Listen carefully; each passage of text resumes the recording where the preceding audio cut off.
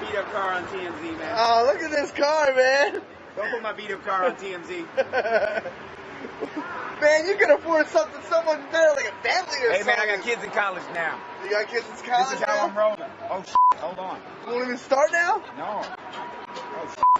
Oh, that's not good, bud.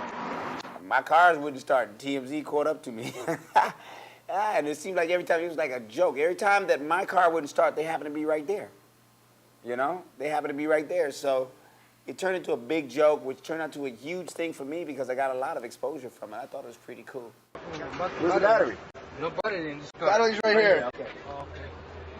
Oh, TMZ comes through every fucking time. Yeah, come on. Those are really my cars. Yeah, they're my cars. I mean, I've had beautiful cars. I had brand new Range Rovers and all that stuff. And, you know, I actually was very, very lucky to go through that period of my life where I didn't care what I drove. I'm not my car.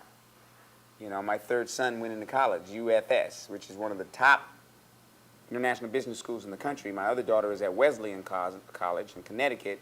My other daughter is in Cal State Northridge and had a full ride at Yale. So I ain't worried about no car. You know what I mean? It's not. I go to the grocery store, to the cleaners, to the gas station when I'm home. I ain't worried about no car. You know what I mean? So it was a good way for me to, you know, and supposedly I'm not worried about no car. But I had to reevaluate my value system when it comes to cars. So I was glad I didn't have fancy cars over the last 10 years. Because when I pull up to the clubs, you know, the girls would kind of look at me funny because of my car.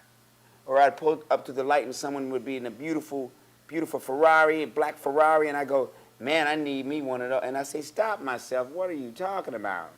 I ain't doing nothing but going home. So it gave me a real good chance to evaluate where I was as far as material versus internal value. And so I was able to get me some growth internally. It's that kind of consciousness that we got to be aware of when we're talking about materialism.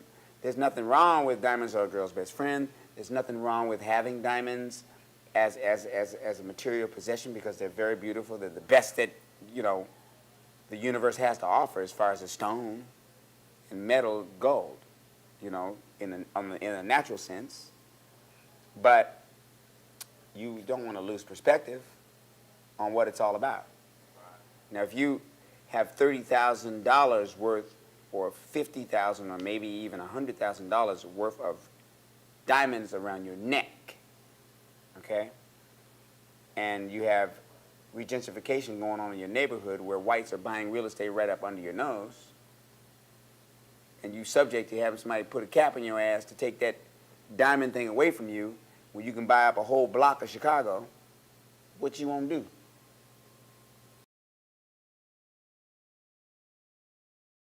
I told you I'm dangerous.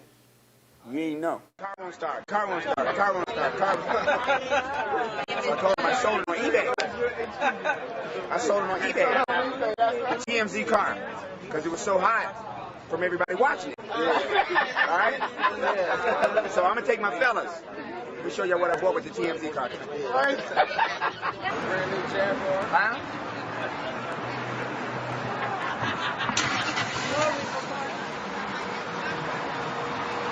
Hey, say goodbye to the tow truck. Look behind you. Say goodbye, tow truck.